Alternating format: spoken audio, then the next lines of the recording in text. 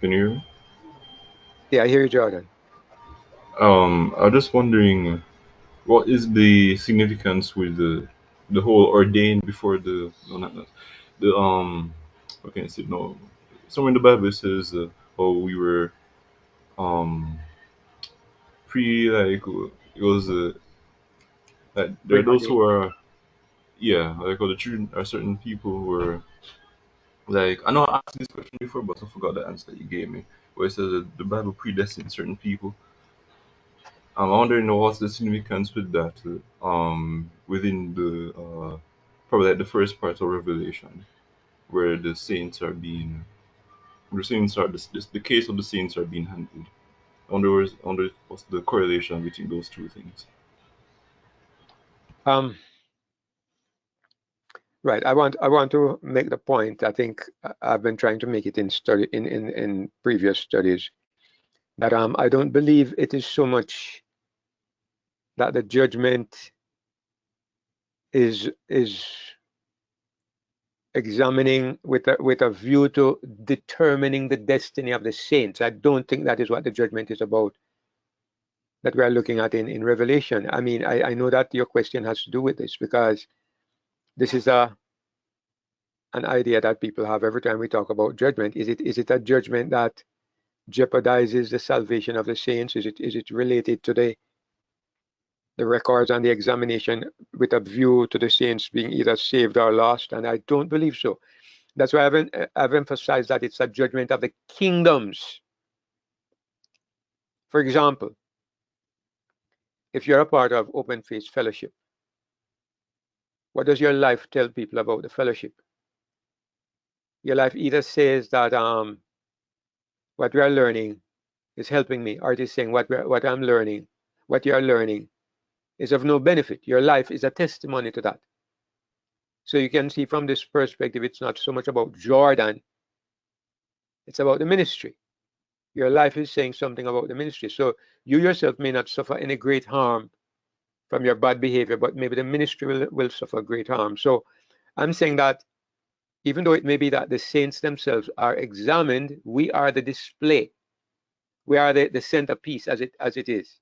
Paul says we are made a spectacle unto men and to angels, speaking of the church. So the saints are examined, yes, but the purpose of their examination is not their salvation because we are already saved in Christ. That's why I've always insisted that we're not going to be saved by our works. And if you're a Christian in Christ and you happen to have a record that is not perfect, you won't be lost because of an imperfect record, even though it is our goal and our ideal to live a perfect life. It is for the glory of God. It is not for our salvation. As far as our salvation is concerned, that is already done and settled and sealed. Jesus Christ took care of that. If we believe it, we have it. Why then? Why then live a good life? The unbeliever or the person who is ignorant is trying to live a good life in order to obtain salvation. He thinks that he's going to be saved because of his good record. But by the works of the law shall no flesh be justified in his sight. So our good works are not for the sake of salvation. Let your light so shine before men that they may see your good works and do what? And glorify your Father which is in heaven. The aim is the glory of God. The aim is the advancing of the kingdom of God.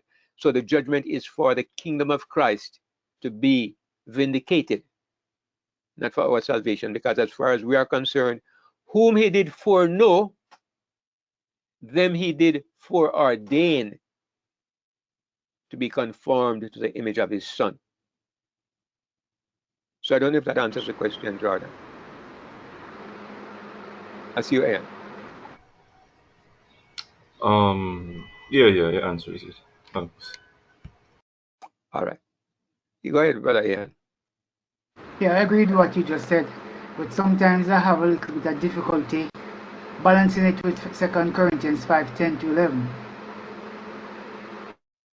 Sure, which go ahead says and read that it. for we must all appear before the judgment seat of Christ, that every man may receive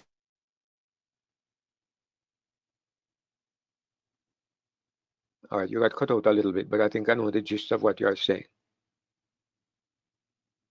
Are you still there?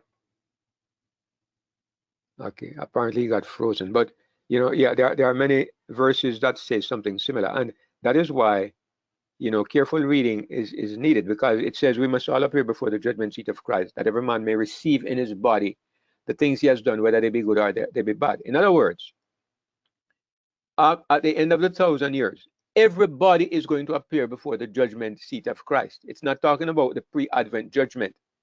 There are two different judgments, and maybe even about three that you can see, or three different aspects or phases. There's a judgment before Christ comes again. This is what we see in Daniel 7, verses 9 and 10. Then there is a judgment when the saints live and reign with Christ for 1,000 years, and judgment was given to them. And then there is a judgment at the end of the 1,000 years when we stand before the great white throne, and every man is judged according to his works, and every man is rewarded according to his works. Now, at this point, when he says every man is rewarded according to his works, that's what I believe that verse Aaron mentioned. I think that's what it is talking about. And what it is saying is that according to what you have done is how you are going to be rewarded. So how is it that we are saved? Not by what we do. How is it that we are lost? Not by what we do. But how is it seen what we have done? How is it known what we are? Where it is known by our works. And so therefore, in the language of the Bible, works are highlighted because works are the evidence of what we are. Works are not the reason or the condition or the basis on which we are lost or saved, but they are the evidence. And so everybody will be judged according to the evidence that is presented, but not because of the evidence.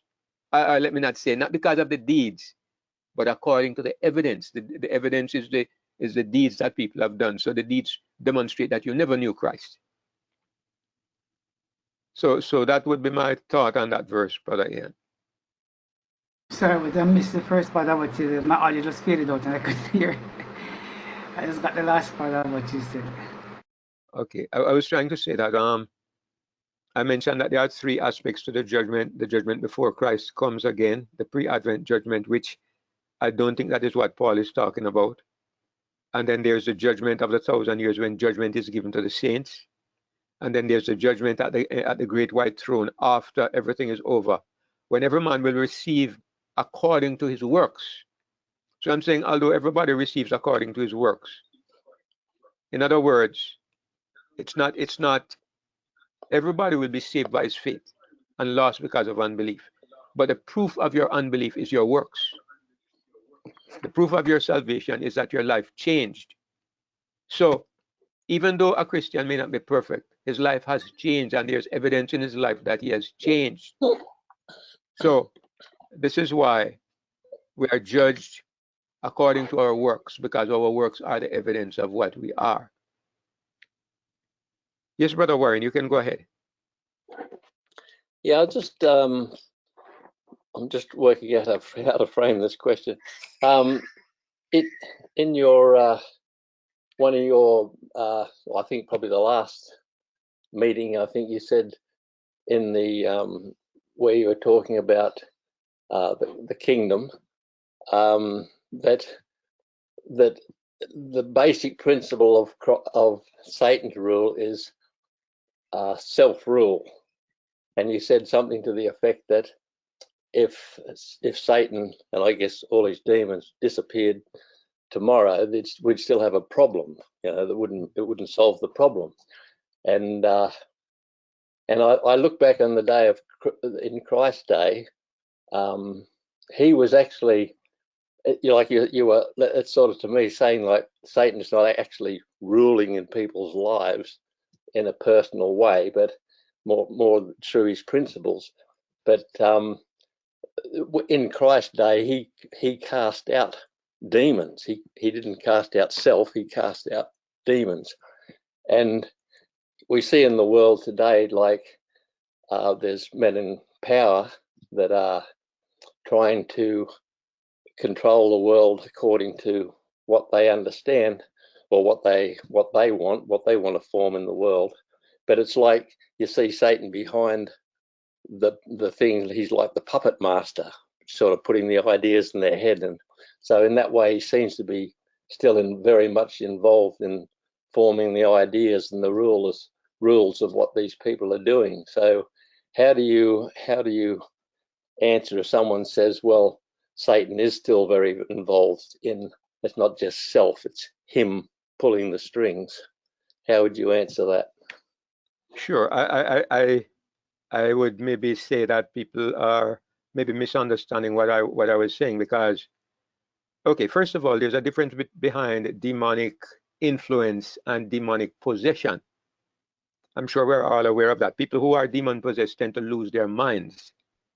Every person that Jesus ever cast a demon out of had lost his mind. They were not in possession of control of their faculties, their voices, their bodies. So demon possession is a different thing altogether. This is when an evil spirit has the opportunity to invade a human body. And this is not a very common occurrence, but it happens at times. Now, demonic influence is different. Demonic influence you might compare to the influence of a very smart person. I mean, why do you think people vote for Trump and Biden? Because they influence them. People are attracted to the pastor or to the sports personality because they are being influenced by these people. So, you know, it would be really foolish of me or anybody to say Satan has gone to sleep and he's not working. So he's working very much, and he's acting upon people who are captured by his principle, and his principle is self-centeredness. Satan knows this best of all, so he plays upon this attribute in people to get them to do his bidding. So the point I was making, that even if Satan is to die tomorrow, maybe the behavior of people would not be so well directed, but it would certainly be just as evil. So you know, we say that there is, this morning Sister Diane was focusing on the idea that there is a 1% of people who control the entire planet. This now is something orchestrated and directed. You could think of maybe the idea that the Vatican, that the papacy has been working through history for thousands of years, for hundreds of years, with a definite plan in mind. So there are plans and conspiracies and things that are in place. Somebody is directing it. But what if all of these organizations were to break up? Evil would continue just the same. So that's the point I was really making, that evil is inherent in the nature of the person without Christ, and that evil, the nature of that evil is Satan's principle of self-glorification, self-worship. So Satan is able to act through this principle in self-seeking people to carry out his directed goals. So he's still at work, very much at work, but he's not the, this is in terms of his plans and his goals and his purposes, but he's not the, his direct influence is not the reason for sin. That's what I'm saying. Because sin exists whether there's a directed purpose or not, because sin is the state of each individual who is without God. That's what I would say, brother Warren. Thank you, Brother David. Yeah, that's very good. Thank you. You're welcome, Brother Warren. All right, is there? All right, well, let's go to Revelation 21. And even though I am sure that this Revelation 21 is full of deep truth, it's not very clear to me exactly what is the point, and that is one of the reasons why I prefer the earlier parts, even though this part has so many beautiful descriptions. Before I go, Brother Matt, were you about to say something? Okay. Just glad to be here. Sorry, All right. mate. All right, glad to see you too. Okay, let's go to our Bible then. Let me bring up my Bible, and we will use it as the basis of our study this evening, as always. All right, so we go to Revelation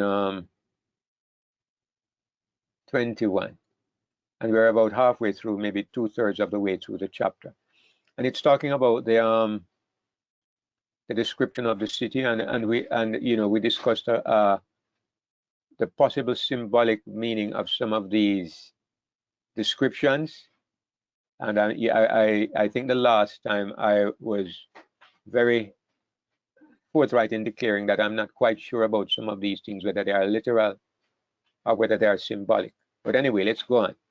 Now let's go back from about, we were looking at the fact that there was this great wall, there were these gates made of pearl, and the foundations had the names of the 12 apostles. And the person who was talking with John, the angel, had a golden reed to measure the city. And again, I was making the point that there are all these measurements. Why do you measure a city? What is he trying to tell John? Is he trying to tell John that the city is he trying to give John a physical description, or is there some spiritual meaning behind this? Because I would think if God could say it's a huge city, or he could say it's this size, but he actually takes up a rod to measure the city. And I think we did look at this, but I'm going to just look at it again very briefly. In looking at this, I actually went to Revelation chapter 11, and we looked at somewhere there where the very same thing happened. But Brother David, John saw the city, didn't he? John saw this. Right, so if he saw the city, then what's the point of measuring it to tell him again? So it got to have some significance. All right, yes, that's a point.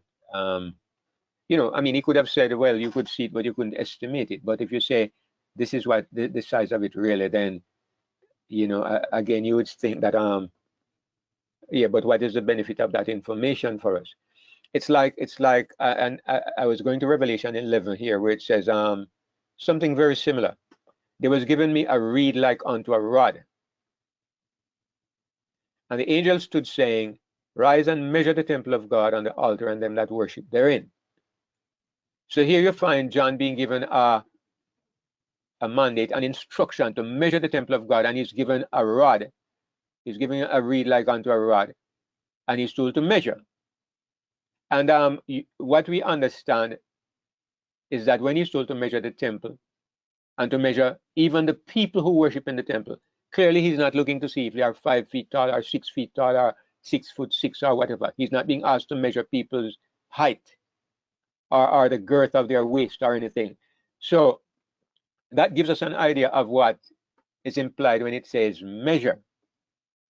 And even though it's a different part of Revelation, after the 1,000 years here, after sin is over, you have to ask the question, does it mean the same thing or something similar here in Revelation 21? Because clearly when it says in Revelation 11 to measure the temple and the people, it's talking about some spiritual assessment. You measure people by examining their spiritual status. And that is what, the temple of God has to do with the kingdom of Christ. That's to do with measuring the condition of the church. But now we are told to measure the city. And the city is the New Jerusalem. And the New Jerusalem also has to do with the kingdom of Christ, what is called the Church of Christ. There's a relationship there that we were looking at. He's given the same kind of measuring tool. He's given a golden reed to measure the city. And you would think if measuring the temple means to look at its spiritual qualities, then why would we say measuring the city means anything different? I want to repeat, as I said, that when it comes to this chapter, I am in limbo. I'm kind of up in the air because I don't want to say it is not literal. I remember we said it the last time and it caused a lot of controversy. That's not why I don't want to say it. I don't want to say it because I'm not sure. And where I'm not sure, we will look at it and look at the ins and the outs, the pros and the cons as best as we're able. But I won't give a definite idea unless I'm pretty certain. So he's to measure the city, measure the gates, measure the wall thereof. And, the measurement is very, very strange. Yes, Brother Ian. Why didn't the angel give John the reed to measure the city, as he did in the temple? The angel did it himself. Why? I mean, just as a question I'm asking. I don't know. Sure. I think in Revelation chapter 11, the church is still on the earth. And if you notice the context in which it is said, it is after the little book is open. In chapter 10, he's told to take the little book and to eat it, and it makes his mouth sweet and his belly bitter. So John is on earth, and John is representing the people of God in some kind of way. The people of God are involved in measuring the temple. I think that's why John is given the reed. I'm not quite sure in what way, but I know we are involved in that judgment, and the safety of God's kingdom, or the destiny of God's kingdom, is sort of to some extent dependent upon the condition of God's people. So maybe that is why John is given the reed and he's told to measure, because we are involved. But here in the New Jerusalem, there's nothing there that involves us apart from we are looking around in wonderment at what is going on. Let's put ourselves in that place. And the angel is measuring, and in this measurement, it's God is revealing things to us about the condition of the New Jerusalem. So I would say that maybe that is one possible reason. It says the city lieth foursquare, and foursquare, I would say, means that there's no inequality in it, or that could be implied. There's no inequality, there's no imbalance. It's almost like you look at the body of Christ, and it has this big head and this malnourished body. The city is balanced. It is equal in every way. You know, God gives some apostles, some prophets, some teachers, some all kinds of things to help the church to grow. And the church is finally grown to its fullness, and it is equal. There is none of the 12 tribes that is imbalanced. It's not 56 and 32. Even when Israel went into the promised land, if you look at the numbers of the tribes and how they were balanced out, some of them had a great number of people, and some of them had only a few people. And so I think they received their inheritance in accordance with the size of the tribes. But here again, you find that God is emphasizing that in this city, everything is balanced. It is foursquare. You know, and again, another reason why I tend to think it's a spiritual description is because sometimes, I mean, perfect symmetry has its beauty, but there's also a great beauty in things that are not symmetrical. You know, if those of you who do a little art, you know that if you do a painting and it's symmetrical, it's not attractive. You have the same space on the left, the same space on the right. Everything is square. That's an architectural interest, but artistically, it doesn't have beauty.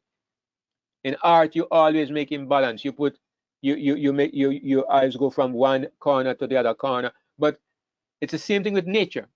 If you look at nature, even the things that appear to be symmetrical, like Fibonacci designs, they are perfect designs, but they start small and they expand and grow in a beautiful sequence.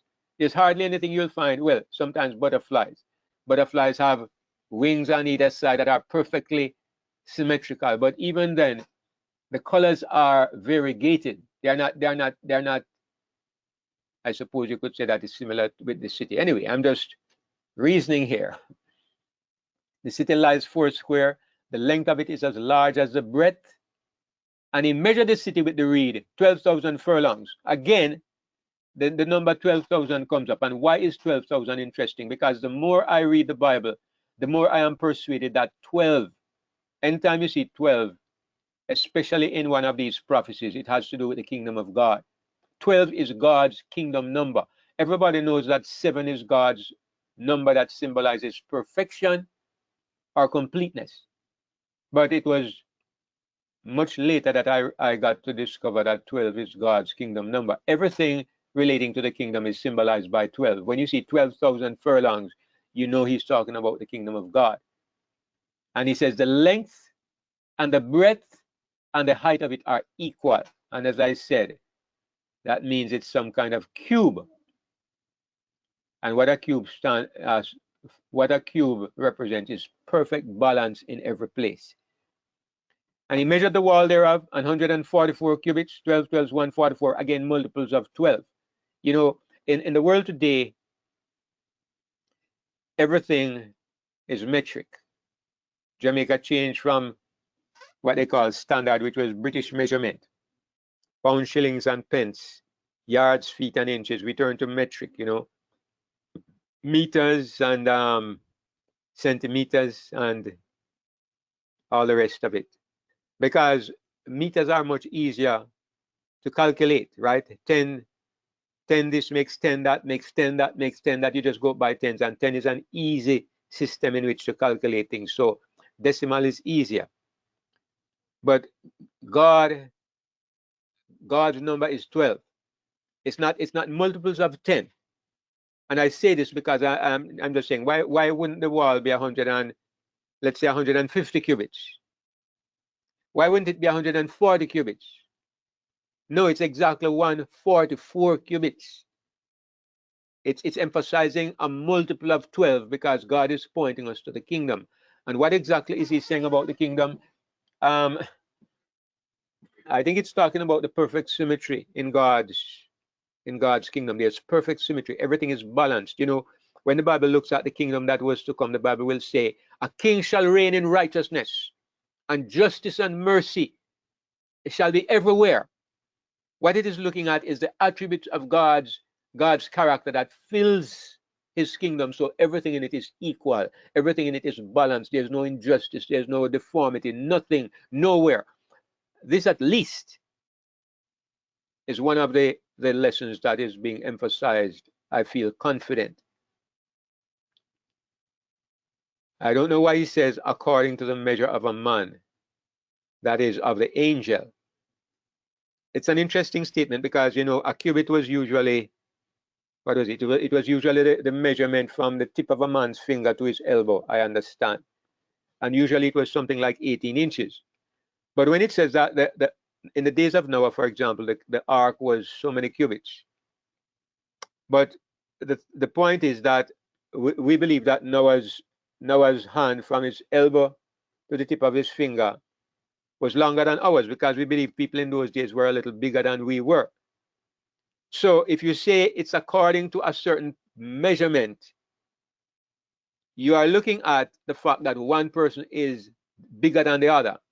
So when it says that the wall of the city is 144 cubits, again, it's interesting because God emphasizes through John that it is according to the measure of the angel. It says the measure of a man, but then it emphasizes it's not just any man, it's the measure of the angel. So you have to think, what's the difference between the measurement of an angel and the measurement of a human being?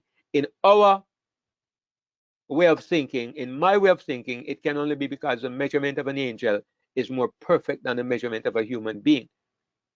If you think of how we are today, maybe not in the world to come, but if you think of how we are today, which is when we are viewing this, if you want something to be accurate and to be correct and to be according to God's standard, you could ask an angel from heaven. Don't ask a human being. Why? Because we might be Christians, but our estimation of things is not perfect. Even the best of us, we don't see things very perfectly clearly. We are seeing things, we are beginning to understand, but there are still dark spots in our vision. So he says the measurement of the city is according to the measurement of a man, that is of the angel. So I think again it is emphasizing the fact that the person who is doing the measurement is somebody who is not about to make any mistakes. And so you can guarantee that this thing is perfectly laid out. And the building of the wall of it was of jasper. I see you, brother Ian. Go ahead. Before you go on, it could also mean that, you know, a measurement is a standard. You have like you mentioned earlier, we talk about imperial standard, metric standards. It could be that the angel's measurement is used as a standard to compare to as to man's standard, rather than just the perfection or the accuracy of it. It's more like the standard to say, well, okay, the angel is holy, so therefore the measurement since we're talking about treating the measurement as an assessment rather than actual measurement, would it be the assessment based on a certain standard from the angel? Right. I mean, when you say could it be, of course it could be. And I really don't have, as I said, a clear idea in my mind. So of course it could be. I suppose it's really saying the same thing, because if the angel has a more clear standard, it's what I'm saying. The angel's measurement is better because his mind and his awareness of reality have not been infected like man's has been. Even we who are born again, we still in some things have distorted ideas of what reality is, of what things should be. So the measurement of the angel is clearly a more dependable, more righteous judgment, you know, we could say. Now it says the building of the wall of it was of jasper. Yes, brother Patrick. Why didn't say a angel? Why the angel? Well, it's because it says that an angel came to him. If you go up to the top of the chapter, it says in verse 9, and there came unto me one of the angels which had the 7 vials full of the 7 last plagues. So it's he already identified that there's an angel talking to him, and so it's the same angel. So he says the he all throughout is this angel. Oh, okay. Yes. It says the wall of it was of jasper, and I understand that jasper is a kind of precious stone that generally has a greenish color, and there are detailed descriptions here that mention precious stones one by one.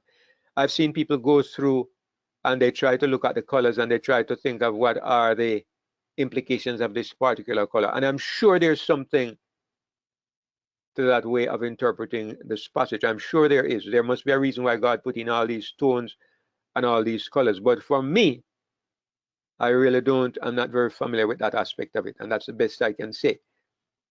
So, because it talks about the foundations garnished with all manner of precious stones. The first foundation, it's like the 12 tribes.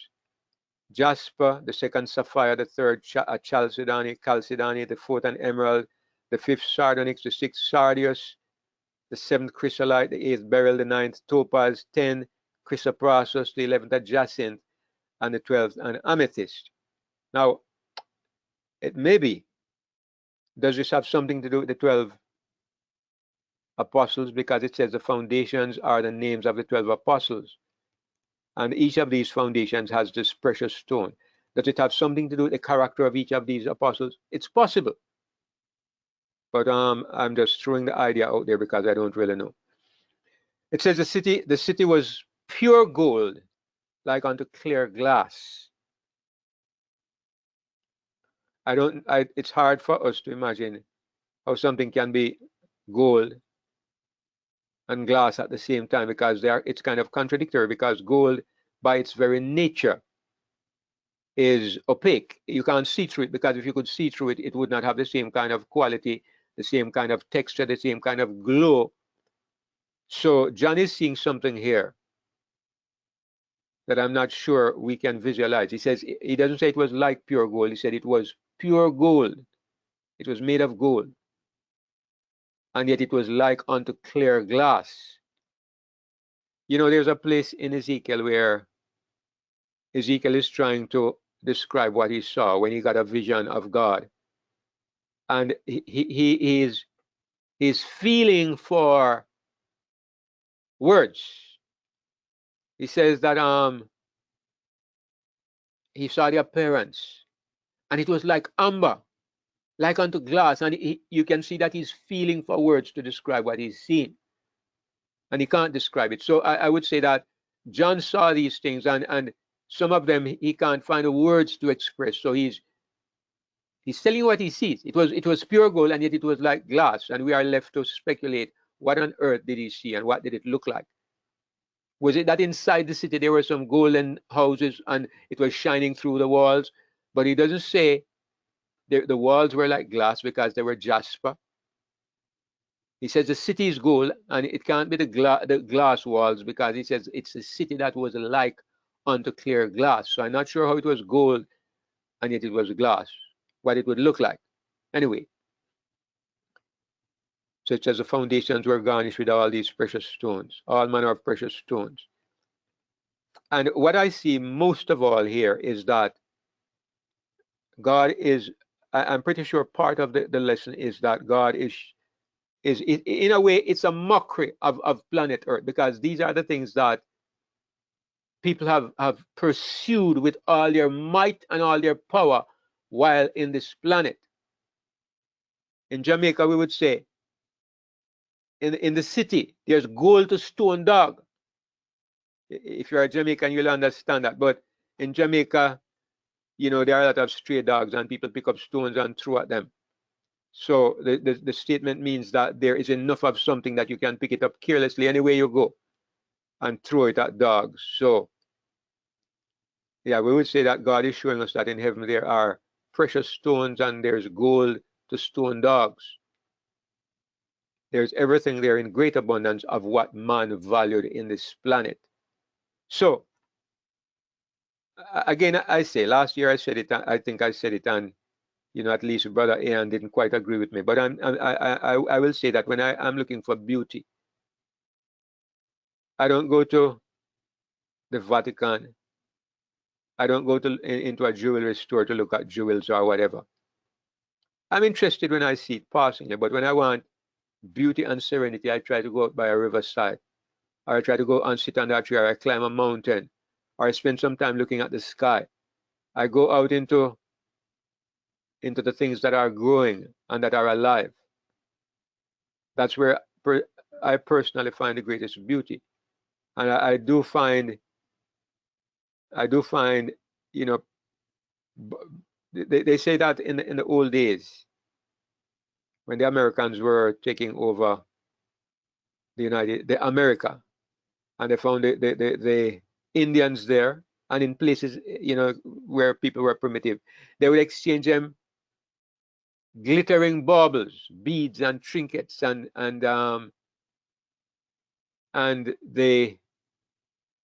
mirrors, and they would exchange it with the natives for precious metals, gold and diamonds and so on. And in some way, you know, it's a reflection of maybe the way we see things today. We are fascinated by glittering things. But I think in heaven, these are not the things that will impress the mind. So I think God is really trying to focus our mind on the fact that everything that we value and that we count precious here in this life will be there in excess, overabundance, to the point where if it were not heavenly things, it would sicken the senses. Because it's everywhere, these things that people have counted precious here in this world. That's what is being presented to us anyway.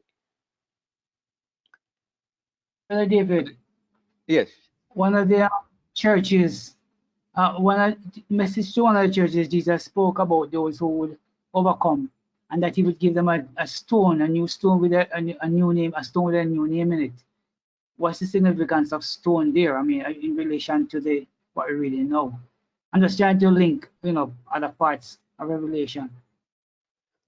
Right. I have read this, so I'm just going to say what I've read. It said that in those days, when a slave was set free, they would actually give him a stone with his freedom. It's like his freedom papers, and so it's not something I know of personally, but I've read where people have said this, that this was something that happened back in those days. So when God says the one who overcomes will get a stone with a new name, it was alluding to that fact that people who were set free were given a stone as an insignia of their freedom.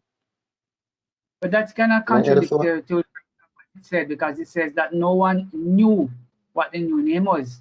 So if you're set free, usually with a stone, you have to show the stone to show that you are set free. Sure, but the point about being set free is that the point about having a name that nobody can know is that in addition to being set free, you have an experience. Your deliverance into freedom is an experience that nobody knows but you yourself. For example, I've given my testimony many times. I've spoken about it many times when I preach, but nobody knows it except me.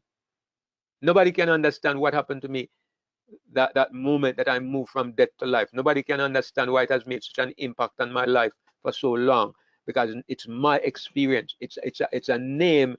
There is in me an experience that nobody can know but I myself. That's what I understand. Brother David. Yes, Brother Mark. Brother David, I'm sorry. Go ahead.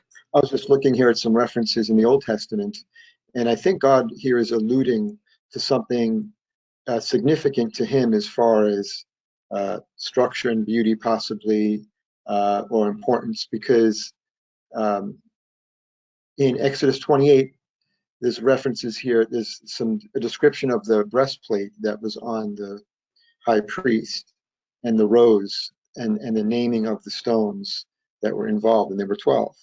And then also in Ezekiel 28, where it describes Lucifer, and it says, every precious stone was your covering, which is very interesting.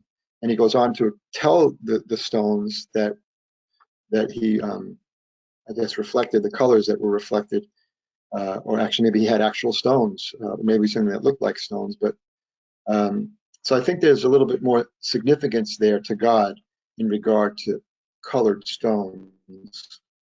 And I agree, Brother Matt. I agree, and I'm especially interested in the breastplate of the priest, because we know that he had a breastplate with 12 precious stones, and maybe if some comparison was made with the stones on that breastplate and the stones on the city here, we might find a similarity. But we know that those 12 stones represented the 12 tribes of Israel, and it is interesting because here you find the city, the gates are named after the 12 tribes of Israel. So I am pretty sure there's some kind of connection, but not very sure exactly what the connection is. So precious stones are things of great value. They're also usually, well, I know that diamonds at least are very hard to destroy. I suppose back in those days it would have been very difficult to destroy something like that. Now, precious stones, yes, some things of great value, but also great beauty. So, you know, it was on the breastplate of the priest. Was there more to it? Maybe, but I believe so. right. I believe the priest obviously was to represent Jesus, and maybe maybe Jesus also in his pre-incarnate state was also just beaming with multiple colors and dressed what it looked like to be in precious stones. And Lucifer was the first created being, maybe in the image of Christ, looked like Christ. And so it said that about Lucifer, who really looked a lot like Christ. Yes, but Speculating. I think the idea of a physical meaning is the last thing that I would look at. The idea that it is referring is really telling you that, you know, in heaven Jesus is multicolored. I would take that's the last thing I would look at, because I think all those descriptions of Jesus in Revelation, he has feet like fire, feet like brass, eyes like fire, sword coming out of his mouth, you know, white hair and all the rest of it. I really don't think it's a literal description in some respects. Yeah, I don't think it's physical. It's only to be taken physically. I believe that. There's something more to that. Yeah. Sure. That's interesting. That's all. Brother David. Yes, brother Patrick. The one common denominator about all of those things is how they reflect to light. And since Jesus is our light, don't you think it might have something to how it reflects him and the Father? Now that is an interesting thought, Brother Patrick, and it's a thought worth pursuing, because I think you have something there. Because the one outstanding quality of precious stones is the way they reflect light.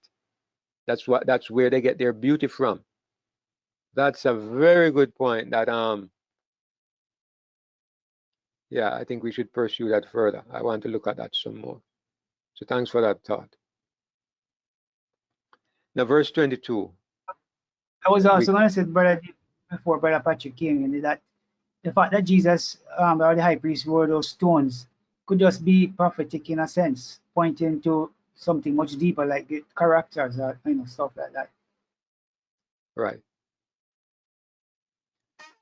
Now, verse 22 is something that we can more readily come to grips with. I can suggest some meaningful ideas here. In verse 22, it says, I saw no temple therein, for the Lord God Almighty and the Lamb are the temple of it. The first thing is the most popular idea we can find in verse 22. I'll get that out of the way, and it is that in the new earth, there's only the Lord God Almighty and the Lamb. There's no third person. The temple of the New Jerusalem is the Lord God Almighty. One God, the Lord God Almighty, plus the Lamb. There is nobody else who is the light of the temple. There's no third person. And secondly, there are not two gods nor three gods. There's only one Lord God Almighty. So this is the second to last chapter in the Bible. And in the second to last chapter in the Bible, we are taught that there's only the Lord God Almighty and the Lamb as beings who are worshipped, as beings who are glorified and who rule the universe. There's nobody else. So if we go by the Bible, nobody has any reasonable reason for holding to the Trinity idea.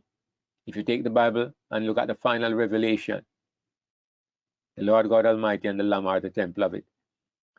The other part of it, he says, I saw no temple therein. Somebody called me recently and pointed out that, well, actually, let me look at the verse. It's in Revelation 7. Somebody pointed this out, which is a little interesting sidelight. If you look at Revelation 7 and verse 15, when it talks about the 144,000, it says, therefore are they before the throne of God and serve him day and night in his temple. And he that sitteth on the throne shall dwell among them. And what the person was pointing out was that this is referring to the 1,000 years. Because remember in Revelation chapter 7, it says, they were standing before the throne with white robes, and there I saw a great multitude which no man could number, of all nations, kindreds, people, and tongues stood before the throne and before the Lamb, clothed with white robes in their hands. They're standing before the throne. This is the 144,000. And of them it is said that they are before the throne of God and they serve him day and night in his temple. So even during the 1,000 years, there is still a ministry that involves the temple. And the person actually pointed out that I had stated that the temple is a place where the issues of salvation are dealt with. There's no eternal temple. The temple, the reason for a temple, a temple is a place where you approach God. It's a meeting place between man and God. That's what a temple is, the meeting place between man and God. Every temple that we have ever known of is a meeting place between man and God. Temples became necessary because of the problem of sin. Because God never met with people in buildings or in special places. No, temples became necessary because of the problem of sin. And even when we talk about a concept of a temple in heavenly places, the temple is there as a center, the command center of the plan of salvation. So when it says they serve him day and night in his temple, it's an illustration that even when we go to heaven to spend 1,000 years, the plan of restoration is not over. The temple is still there. But now look at what it says here. Now I saw no temple therein. Okay, there's no longer any temple where God's people are going to serve him after the 1,000 years. That is abolished. It's done away with. There's no more temple. Why? For the Lord God Almighty and the Lamb are the temple of it. What this is saying is, where do we now meet with God? Where do we now meet with God? Do you see the implications of it? The issues of the relationship between God and man and his creation are settled forever. So now we have direct interaction with God. I mean, we still have that right now today in our spirits, but there's still a veil between us and God, and there is still an issue. There are still issues being worked out in the plan of restoration, and so there is still need of a command center. There's a place where these issues are being worked out, and that's why we see in Revelation chapter 4 where they are gathered before the throne of God and the books are being opened. Something is going on, and in Revelation tells you over and over, and the temple of God was open in heaven. There's still some command center. There's still a place where these issues are being resolved in heaven. But now at the end of the 1,000 years, there's no such place. For the Lord God Almighty and the Lamb are the temple of it. The meeting place now of God and his creatures is himself, in himself. There's no need of any place else. So that's really a very beautiful expression of truth. And you see what I mean when I say that there is meaning beneath the surface, because it says that the Lord and the Lamb are the temple of it, and you have to look a little bit into the past. It gives you light into what was the temple about. Why is there no temple here and over here? You see that they serve him day and night in his temple. When you can resolve both of these statements, something beautiful appears. It tells you something about the privileges and the beauty and the nature of what is to come. The next verse says something similar. And again, you know, we could look at it in the same vein. It says, and the city had no need of the sun, neither of the moon to shine in it. For the glory of God did lighten it, and the Lamb is the light thereof. Again, you might just interpret this as meaning physical light. You know, there's no sun there because God gives physical light. But I think that would be limiting what the scripture is saying. We could go to the Bible and look at what it says light is. God is light, and in him is no darkness at all. There is the literal reality probably that there's no, actually, it doesn't say that there's no sun, because that would have been strange if the world has no sun. It doesn't say there's no moon. What it says is that there is no need of the sun, which is different. I've sometimes heard people say that there's no sun or any moon in the New World, and then somebody says that's in the city, but it actually doesn't say that. It doesn't say there's no sun, it says there's no need of the sun, and I can understand that. The sun can be shining with all its puny little light, but there's a greater light. If we want to look at it physically, there's a greater light, and that light makes the sun unnecessary. If the sun were to be blotted out, nobody would notice, because the light is so exceedingly surpassing the light of the sun. So the city, whatever this city is,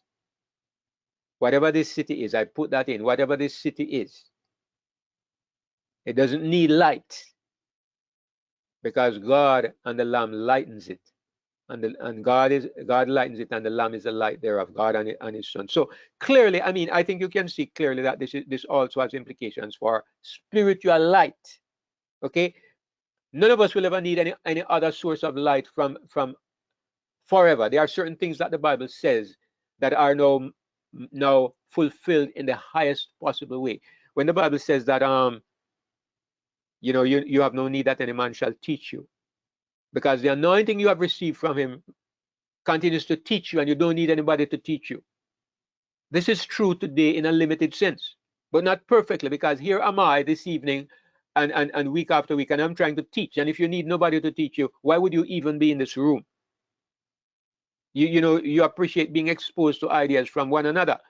So although it says you need no man to teach you, it means in a certain way. Nobody is to become dominator of your conscience or of your religion. I think that's what it is saying, because God has already put Jesus in that position. But here now it's talking about God being your teacher, and God bringing light into your soul in a peculiar, direct way, in a way that nobody has ever experienced before. I mean, and that is impossible to have experienced before. In other words, when I look at this, what do I see? I see that the years of eternity will lead to greater and greater revelations of God. Light will flood our souls, like some things that I see maybe once a month will be blasting my senses every day. Every morning when I get up, if I sleep, I'll be bursting with inspiration. I'll be saying, oh God, you are so good. Father, this is so amazing. Light floods our soul. We have no need of any moon or of the sun. If I'm making a comparison here, right? I'm saying there is a spiritual meaning to it, because the glory of God shines upon us perpetually, and Jesus is forever ours to lighten our pathway. Verse 24. Why we can't get too figurative and not too literal. And the nations of them which are saved shall walk in the light of it. The light of what? In the light of this city. And what is the light of the city? It's the light of God and the light of the Lamb. So the nations of those who are saved will walk in the light of it. And again, what does it mean to walk in the light of the city? Suppose you've gone over to the other side of the world. Suppose or will the world no longer be curved, or will the world be flat? To create a little issue, to disturb somebody. Yeah. It says, is it talking about literal walking? That everywhere you go, you have this light? Is that what it is saying? Or is it talking about, when I say, in the light of what I know, I have learned to trust you. We use light in a certain way there. And I would think this is what it is saying. To walk in the light of the city means that all those who are saved will walk with the understanding and with the spiritual experience and with the knowledge and with the spiritual aura of what that city represents. That city represents the kingdom of God, the church of Christ, the glorified church, filled with the life and presence of Jesus and the Father. So everything that the kingdom of God stands for, that is the light that we will walk in. We will forever live lives of glory, lives of conformity to the will of God. And even more than this, I do believe when it says we shall be kings and priests forever, my father suggested something that I still believe, yeah, probably it's right. He's saying that for the rest of eternity, we will be sharing the truth about what the plan of salvation means to us. We will be telling a story that nobody else can really understand except those who have gone through planet Earth. The song says, "Holy, holy is what the angels sing." And I expect to help them make the courts of heaven ring. But when I tell redemption's story, they will fold their wings. For angels never felt the joy that my salvation brings. Wow. Beauty in some of these songs. So, yeah, we will be kings and priests forever. Part of the light that we will bring, part of the light of this city, is the knowledge of salvation that nobody else in the universe can know firsthand. They will have seen and understood the love of God and the love of his son, but what it means personally to have experienced coming out of that gutter and rising to glory, what it can tell of the grace of God, nobody can know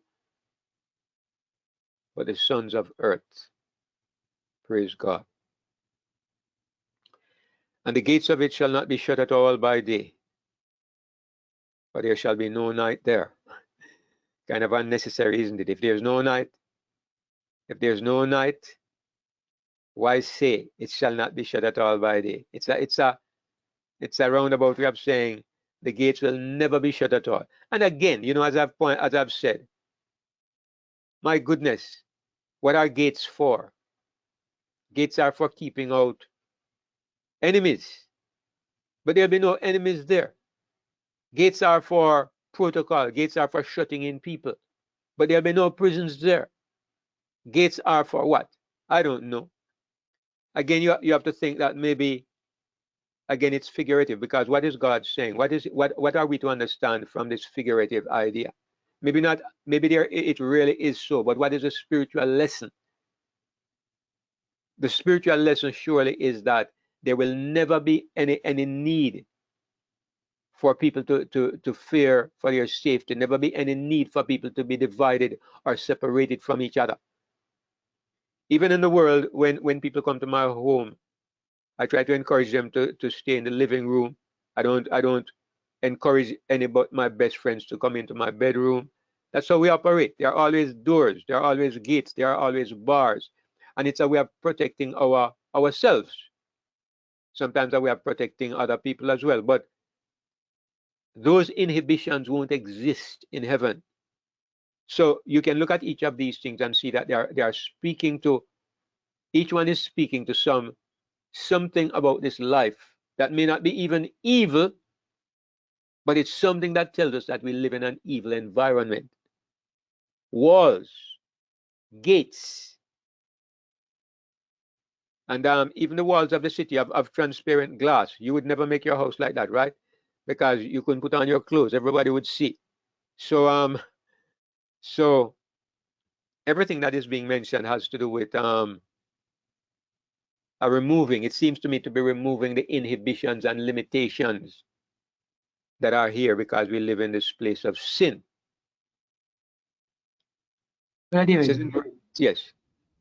Yeah, I agree with you. I think the open gate is a way of saying that, you know, there's freedom. It's like in the messages to the church, Jesus said, you know, he said before, you are an open gate which no, an open door which no one can shut. So it's kind of a situation that creates a feeling of, you know, there's always, you're always welcome. You're always this freedom to go and come, you know. But you know, thinking about symbolism of the whole city, you know, earlier some weeks ago when we started reading this chapter, we looked at the fact that and you went a lot, you did a lot to go to show that the city, which is called the bride of Christ, represented the church, right? And now we're looking at the details of this city, which represents the church, but we know that the church is not really a building or anything like this. It's really saints that make up the church. We are building blocks, and the saints are building blocks in the church. So when it refers to these different walls or foundations made of different stones, could it symbolically mean the different people, just like we talk about the 144,000? Why you have a tribe of this, tribe of that, tribe of that? Is while you know we know it is a spiritual significance. And you know, just couple. I'm thinking about what Brother Patrick said about the light and the reflection of the light. Reflecting God's light, because Christ and the Lamb is in it and they are the light of it. And so the different foundations would probably represent different tribes or different people or different characteristics and personalities of people reflecting different aspects of God. I don't know, just are some of the thoughts that just got to my mind. Sure, there are worthwhile thoughts, and that's what came to my mind when Brother Patrick made the suggestion. There are, you know, it's a whole different level of study that I've never really gotten into, because they say the 12 tribes of Israel, when you look at the names of the tribes, each one of the tribes, you can go back and look at Jacob's blessing of the tribes, and each one of them has a particular characteristic.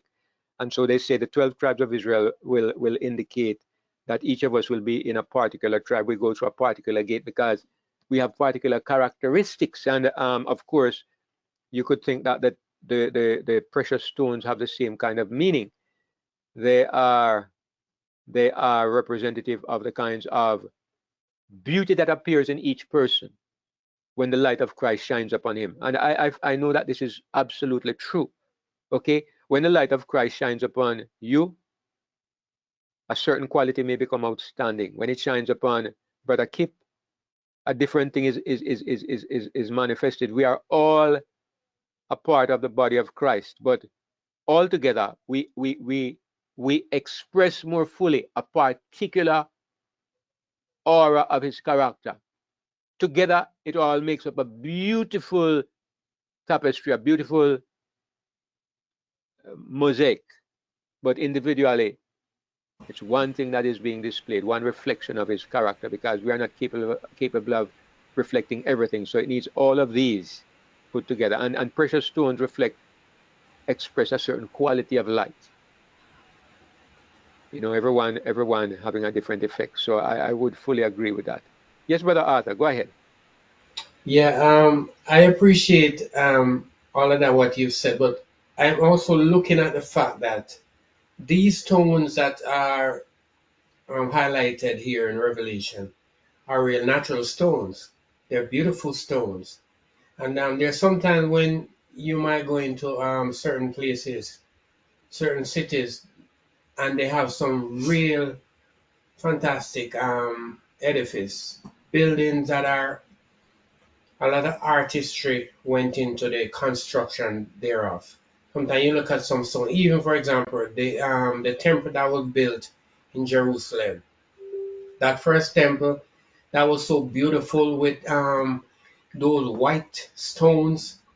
I can still see bearing itself out in the city of God. somewhere in heaven some demonstration of some of these. You know what I'm saying? I don't think God is a God of beauty. And in spite of all the characteristics of a human being, or those that will make up the city of God, I can still see a beautiful city outlaid with all of these stones in some fashion or the other. You know, because God is a God of beauty. And when you look at some of these stones with your physical eye, it's really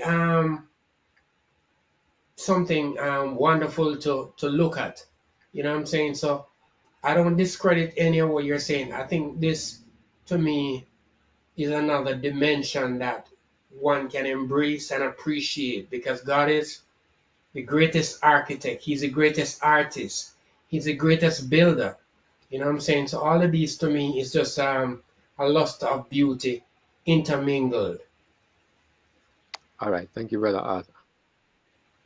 That's All right. good. Yes, oh, Sister Opal, go ahead. Yeah, I'm using my phone, so you're going to hear an echo.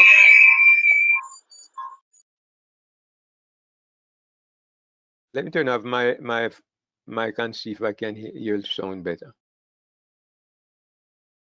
No, what happened is Sean gone bathroom and him leave him phone on, and I cannot get the screen to access you. All right, so what I'm saying is, what comes to my mind when you talk about the different stones and the different characters and the different tribes of Israel, I'm thinking about the gift of the spirit, the gifts as well, to determine the different tribe. Right. Thank you. That's something that crossed my mind, because he talks about he gave some apostles, some prophets, some this, some that he gave. Yeah. So that certainly could fit with that idea of the glory of the different stones. Now in verse 26, you know what I am thinking of when I'm reading some of this? I'm thinking of Zechariah chapter, is it 12 or 14? Zechariah chapter 14, I think it is, when he talks about you know, when Jesus will come down and his feet will touch the Mount of Olives, which we did discuss. But a lot of what you see here in Revelation is kind of very similar. As a matter of fact, let me just quickly run to Zechariah 14 and just look at one or two places to give you an idea of what I'm saying. So actually, why am I doing this? Because in Zechariah, it's very clear that a lot of it is symbolic.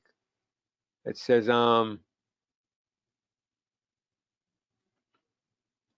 it shall come to pass in that day that the light shall not be clear nor dark, but it shall be one day which shall be known to the Lord, not day nor night. But it shall come to pass that at evening time it shall be light. It's kind of similar to what was said, that there shall be no night there. It shall be in that day that living water shall go out from Jerusalem. And the Lord shall be king over all the earth, and in that day there shall be one Lord, and his name one. Now, Revelation is kind of written in the Old Testament language. And it says, there shall be no more utter destruction, but Jerusalem shall be safely inhabited. And it goes on to say, this shall be the plague that the Lord will smite all the people that have fought against Jerusalem. Their flesh shall consume away while they stand upon their feet, and their eyes shall consume away in their holes, and their tongue shall pass away, shall consume away in their mouth. And that seems to be a reference to what happens to the wicked at the end of the 1,000 years, when they are completely destroyed. It shall come to pass in that day that a great tumult from the Lord shall be among them. They shall lay hold every one on the hand of his neighbor, and his hand shall rise up against his neighbor. And the wealth of all the heathen round about shall be gathered together, gold and silver and apparel in great abundance. You know this is not going to happen at that time. Nobody is going to bother himself about gold and silver and apparel. But it's given to us in the language of an Old Testament battle. So some of these elements are put in because it's put in the context of a fight, and to show you what would happen when you lose and when you win. The winner takes the spoils. But here's what it says now. And this is what some of the feast keepers hold on to. And it shall come to pass that everyone that is left of all the nations which came against Jerusalem shall even go up from year to year to worship the King, the Lord of hosts, and to keep the Feast of Tabernacles. This is one of the strong statements that the feast keepers use in support of keeping the feast in the new earth. As foolish as that sounds, yes, there's a Bible verse that says it, but again, as we see, it has to do with how you interpret these Bible verses. The same Bible verse, look at what it says, same passage. And if the family of Egypt go not up and come not, that have no rain, there shall be the plague wherewith the Lord will smite the heathen that come not up to keep the Feast of Tabernacles. The same passage is suggesting that if people don't keep the Feast of Tabernacles, they are going to be smitten with a plague. So you can see clearly it's figurative. There are elements of it that you take. It's talking about a new system of things. But in Old Testament days, nobody understood that there was going to be, the earth was going to be completely destroyed and made over. Nobody understood this. Their idea of paradise was that Israel would become the greatest nation and all the nations would serve Israel. God gave his ideas of the future life in the context of their understanding. You talk about every man dwell under his own vine and under his own fig tree. People would live to a ripe old age and all the rest of it. It was their idea of paradise. Today we know far better. So we take these old descriptions and we take the main elements of them, but we don't go with the details. In that there shall be upon the bells of the horses holiness unto the Lord, and the pots in the Lord's house shall be like the bowls before the altar. It's the context of the Old Testament. We don't use horses anymore. There are no bells upon horses in the world to come. Yes, every pot in Jerusalem and in Judea shall be holiness unto the Lord of hosts, and all they that sacrifice shall come and take of them and seethe therein. In that day there shall be no more the Canaanite in the house of the Lord of hosts. So you're going to take sacrifices, you're going to sacrifice and take from the pots and cook the sacrifices, all of this. And yet when you look at Revelation here, you can see some elements of the same kind of language. There shall in no wise enter into it anything that defileth, neither whatsoever worketh abomination or maketh a lie, but they which are written in the Lamb's book of life. The tone of it is similar. And it is because both of them are speaking about the same thing, but Zechariah is giving it to us in the context of the Old Testament understanding. Even Revelation is borrowing the words from Zechariah, but the parts that speak to the Old Testament system are more or less left out of it. But we are still left wondering how much of this is figurative, how much of this is speaking about something even greater than we can understand. So I guess that's the best I can say about my understanding of Revelation chapter 21. So I'm going to stop here for this evening. Maybe we will. Maybe we'll verse 24. The king shall bring their glory. They shall bring the glory and the honor of the nations into it. I was comparing that to what it says in Zechariah, where it says that it says something similar. Let me find it in just a moment. I'll read it to you. It says in verse 16 of Zechariah 14, it shall come to pass that everyone that is left of all the nations which came against Jerusalem shall go up from year to year to worship the King, the Lord of hosts, and to keep the Feast of Tabernacles. So it says they shall bring the glory and the honor of the nations into it. I think it's borrowing from the idea of what is said in Zechariah. It's borrowing from the idea that the nations will come to worship God. So where do they worship God? They worship in the kingdom of God. They worship in the church of God. That is the New Jerusalem. Is it saying that they come together at a particular spot? It says in verse 26, they shall bring the glory and the honor of the nations into it. What nations? Everybody who is saved is a part of this city. Everybody who is saved is a part of this new system. There are no nations outside of this great nation that God has saved. So when it says nations, it's kind of borrowing from the idea, everyone that is left of all the nations which came against Jerusalem shall go up from year to year to worship the King, the Lord of hosts. So there is that idea in the book of Zechariah, and the terminology is used here in Revelation. But we know there are not going to be many nations. You know, maybe there'll be families scattered all over the world eventually, maybe, but there won't be nations, because nations and not nationhood is an indication of separation. It's a way of separating the people of planet Earth. You need visas to go. You need ship to go. You need permission to go. Nationalities belong to the old system of things. So it's just a language, I believe. It's verse 24 I'm referring to, Brother David. Which says, and the kings of the earth do bring their glory and honor into it. That's the verse I was talking about. It's kind of a similar to verse 26, isn't it? It's basically saying the same thing, an expansion on what verse 26 says. Our verse 26 is just a repeat, and it's similar to what we see in Zechariah. They shall go from year to year to worship the Lord, the Lord of hosts. So what glory and honor? What glory and honor will the kings of the earth have? And who are these kings of the earth? I mean, who will they be? Because all of us will be kings and priests. So the kings of the earth are you and me, and it is everybody who lives on the planet. So when he says the kings of the earth bring their glory and their honor into it, what glory and honor do we have? The only glory and honor we have is the light that shines from the king and from his son. So I think it's simply saying that every one of us belongs to this family, and everything that we do and that we achieve is for the glory and the honor of the king and for our family. Whatever is involved in that life and in that world to come, everything is for the glory and the honor of God. And it is wrapped up. The Lord is the light of it.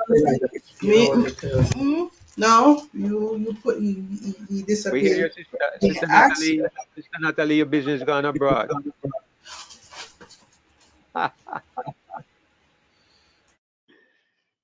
Okay, Brother David. So based on that, then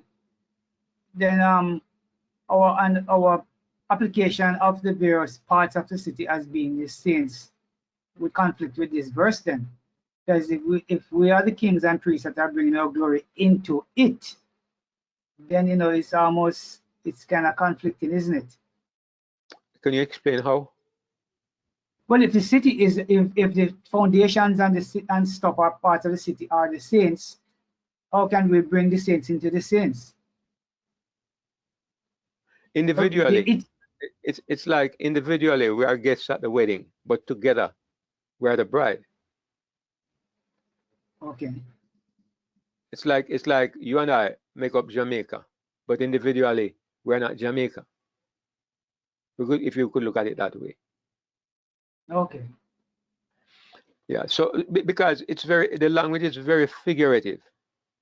The language is figurative, and you have to read into it to kind of figure out what is being said here. And as I said, there's still some aspects of it that are not very clear that we have to work on some more. Brother Kip, go ahead. Yeah, I agree with you about us being the kings and stuff. What I don't see in any of those passages is the angels. Have you ever thought anything about that? Well, one or two angels are shown in interpreting for John, and of course in the book of Revelation, in the early part, we see 10,000 times 10,000s and thousands of angels gathered together in the room where the books are being opened.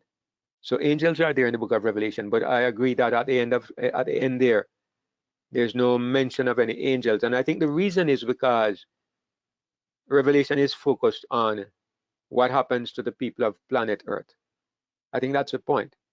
Revelation is the last part of the great controversy involving the people of planet Earth. The Bible makes out that angels are spectators to what is happening. We are made a spectacle unto angels and to men. So I would say that, it's not to say that angels are not around. It's that angels have no part in the story that is being told. Right, but so this is supposed to be the new earth. I mean, would the angels have their own place where they are now? I mean, Is God's transferring himself from one place to the other? Well, of course, God doesn't need to transfer himself because, of course, God is omnipresent. But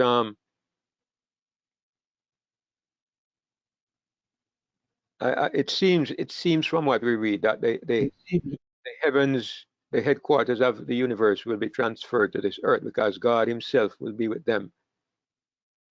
It seems like God has moved his headquarters to this planet and his throne is here. It seems this way, okay? So you would think, well, are the angels also moving here? And I would say, well, that seems to be reasonable to conclude. But at the same time, why don't we see them in the picture? Because we don't see anybody. What we see is the city. We don't see anybody. The rest of what happens is what we are hearing. You hear that the nations will walk in the light of it. You hear that the Lord God Almighty and the Lamb are the temple of it. You don't actually see anybody. So it's simply that the angels are not mentioned. And why are the angels not mentioned? Because they are not a part of the story. Maybe if you were seeing the picture, you would see angels, you'd see people, you'd see God, you'd see Jesus. But John doesn't say that he sees them. He says that he's hearing that this will happen. The nations which are saved walk in the light of it and so forth. The angel is explaining to him. So I don't think it's a question that the angels are not there. It's just that he doesn't see them.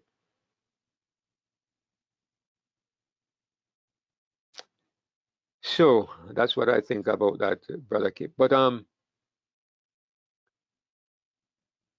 we could stop here for this evening. I don't know if your hand was going up, Sister Natalie. Oh, you were just laying your hair, stretching out your hair.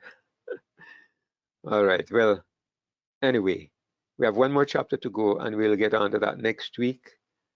And when we are finished with the book of Revelation, maybe we're going to take a break from Daniel and Revelation, and we will go into some other lines of prophecy for a while. Then maybe after a year or so, we'll come back to Daniel and Revelation. But we are going to finish chapter 22 first. All right. Yes, Sister Esther. I had a question put to me today that's unrelated to what we've been talking about. Do you have time to entertain it? Absolutely, Sister Esther. Go ahead. Okay. Isaiah 42:21. That says, according to the idea that capital Lord is the Father and uncapped is the Son, which I feel like I'm confused on all that right now. But according to that, this says that God formed did the creation by himself, and yet we know that he used Christ. So this is confusing to me, and I don't know how to answer that question. What verse did you say? Isaiah 43:21.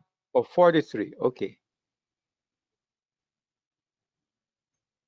I think it's based on the way we sometimes people misuse Isaiah 43:21. Yes. These people have I formed for myself; they shall show forth my praise. Oh, I'm sorry. It's 44:24. 44:24.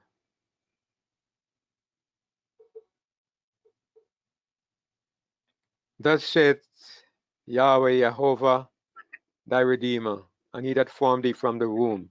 I am Jehovah, that maketh all things, that stretcheth forth the heavens alone, that spreadeth abroad the earth by myself. I'm going to tell you frankly, Sister Esther, that I believe that many of the people in the One God movement go about establishing the truth in the wrong way. I honestly don't believe that the revelation that God has a son is clearly taught in the Old Testament. I don't believe this. I believe that the revelation that God has a begotten son is a New Testament revelation. There are very few places in the Old Testament where you can find even a hint of it. In Proverbs 30 and verse 4, there is a verse that says, "What is his name And what is his son's name, if thou canst tell? That's the closest you can come to it in the Old Testament. How do we understand, how is God represented in the Old Testament? I'm going to say this. Everything that Jesus does in the Old Testament is represented as God doing it, Yahweh doing it. There's no distinction between God and his son in the Old Testament because it is not something that is revealed. There's no difference, there's no distinction because it does not matter. What Jesus does is represented as Yahweh doing it because the Old Testament has not yet revealed, God has not yet revealed that there is somebody else apart from himself. When God says, I am the Lord that makes all things, that stretcheth forth the heavens alone, what does it say in Ephesians 3 and verse 9? God created all things by Jesus Christ. Who created all things? It agrees with this. Yahweh created all things. That stretcheth forth the heavens alone. All right. Now, the word alone may be the troublesome word, but you see, when God says, I do this alone, God is relating to like the emperors and the kings and like the gods that people worship that claim to be able to do things. When God says, I alone, he's separating the God of creation and the God of Israel from every other God. Later we learn that the God of Israel had a son, and that this son represented him many times and spoke on his behalf and did many of his works himself. But when the son did it, it was God doing it. It was as God doing it himself, because God, Father and Son work together. And there's no distinction made between them. It's only when you come to the New Testament that this is revealed. So I believe that if you try to establish the distinction between Father and Son in the Old Testament in this way, we will come into places where we have a lot of problems. We will end up in trouble, because the real truth is that it is not an issue. It's not an Old Testament revelation. That's my understanding, and that's how I approach it. So I don't know if Well, anybody else would. Sorry, go ahead. this will contradict Genesis 1:1, too. Let us make man in our image. Does it contradict it? I said this verse, if it's speaking of God alone or by myself, it would contradict Genesis 1:1, where it says, let us. It sounds like there's at least two. I agree, and I know that there were two, but I'm saying at the same time, a lot depends upon what is the point that is being made here. If you go to Proverbs chapter 8, it says, when he prepared the heavens, I was there. When he set a compass upon the face of the earth, the depth, when he established the clouds above, when he strengthened the fountains of the deep. You could ask the question, who did these things? He says, the person speaking says, I was there. And he says, when he did it, who did it? Was it the Father who did it, or was it the Son who did it? If you take this literally, it means when he, the Father, prepared the heavens, I, the Son, was there. When he, the Father, established the clouds, when he, the Father, gave the sea his decree that the water should not pass, then I was by him. But according to this passage, it is saying that it is the Father who actually created, and Jesus was just simply on the spot. If you take it literally, verse by verse, that is what you would conclude. Because again, this passage in Proverbs chapter 8, a lot of it is written in the context of the times and of the understanding. This is why when I set out to prove anything, I go to where I am sure and where people are there who interpret the Old Testament, and that is the New Testament. In the New Testament, the things that are obscure are clarified, and the things that are given in similitudes and representations in the Old Testament, they are clarified in the New Testament. We can make some arguments about some of these passages. We can say they are figurative. Some of them we can say it's only a partial revelation. But it's in the New Testament that we find that these things are most fully revealed. So as far as this is concerned, I would say that God, there's in the Old Testament, God is just not making any distinction between himself and Jesus. He's just saying that God is acting, God is working, and whatever we see done in the name of God, it is God who does it. There are examples of this. For example, when Jesus says, let me show you one example, Sister Esther. Let me show you one clear example. Since I'm talking like this, I need to give an example, and I'm going to give you an example in Exodus 4. It's Exodus 3, but you know what I'm talking about. I'm going to the burning bush, and God meets Moses at the burning bush, and God and he says, God said unto Moses. Moses asked him, "What is it? What is your name?" And he says, "I am that I am."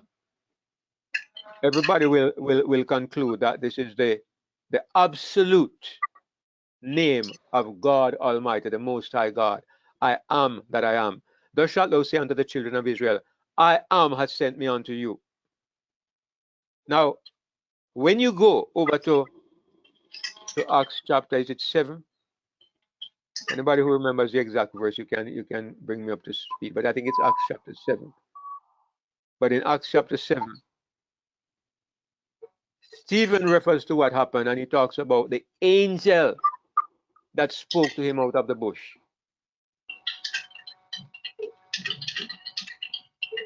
The angel that spoke to him out of the bush. I don't know if anybody remembers the exact verse. I'd like to find it and just read it.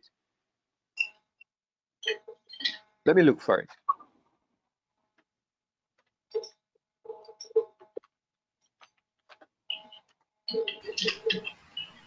While you're looking for that, Brother David, always remember that Aaron spoke for Moses, and that gives me a clue about how God worked through Christ, or how Christ spoke for God. Right, It's verse exactly. Right, verse 35. It says, this Moses whom they refused, saying, who made thee a ruler and a judge? The same did God send to be a ruler and a deliverer by the hand of the angel which appeared to him in the bush. Now we know that the person who appeared in that bush identified himself as I am. He used the name of God, he spoke as God, and yet Stephen tells us that it was an angel that appeared. And we know that this angel was, of course, well, I think all of us understand that this angel was Christ. He's the angel of the Lord. But Stephen makes us know that it was not God Almighty himself, but it was an angel, or it was a messenger of God. And yet in the Old Testament, the messenger identifies himself as the God of Israel, the I am. And what it is showing us is that in the Old Testament, there's no distinction made between Jesus and God, because the people, that message is like, it's like God never told them that it is wrong to marry two women. There are things that God never clarified for them because it was out of their league. It was not present truth for them. They didn't need to know these things, because what they needed to know was that there was a God that dealt with Israel, and this God had favored them and made them a special people. What business would they have with getting into distinctions of the Godhead? Like, hold on, do you know there are two divine beings? That was irrelevant to them. It had nothing to do with them or their history. It's when Jesus came to earth, now when the Messiah arrives, now who is this person? To understand this, we have to get more deeply into the question of who is God. And it is at this time that God makes us know that God has a begotten Son, and he has arrived on planet Earth. So we can go back and look back in the Old Testament, and we can see, okay, there are hints about this here. There are clues about this here. But I will tell you that this is not an Old Testament revelation, and that is why even till today, the Jews who wrote the Old Testament do not accept that God has a son, because they never believed it, they never understood it, they never knew it. It's a New Testament revelation. So what I'm saying in all of this is that, in my opinion, it's a difficult undertaking to try to prove the truth about God. If you go to the Old Testament, it's a very difficult undertaking. The New Testament is absolutely overwhelmingly clear, but it's more challenging from the Old Testament. Not impossible, but more challenging. That's what I would say. I'm trying to prove that the Bible does not contradict itself. Well, if a person looks at the verses of the Bible in a superficial way, the Bible will contradict itself. I can show you several very clear instances of this. But this means that when you look at something that seems to contradict, you have to understand, why was this said this way? And in what context was it said? Usually when you dig a little deeper, you can come up with an answer that satisfies an honest person. You can't always satisfy everybody because some people are not honest. But the thing about the Bible and the Bible contradicting itself is that many times people are unable to understand the context or the way that the Bible is written. There's a verse that says that, I just read a verse this evening that says that in the life to come we will be keeping the Feast of Tabernacles, and that in the life to come we are going to be offering sacrifices. The Bible says it. Is it contradictory? It has to do with how we understand it. So that's the point I'm trying to make, Sister Esther. Some of the things that are not that easy to just simply go away unless you begin to look at it and understand the background and the context of how the Bible was written. Thank you so much. I appreciate it, David. You're welcome, Sister Esther. And I know that it's not always a perfectly satisfying answer, but sometimes it really is the best answer that is available.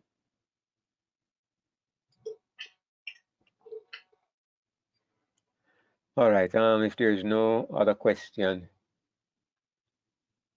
we should probably close off for this evening.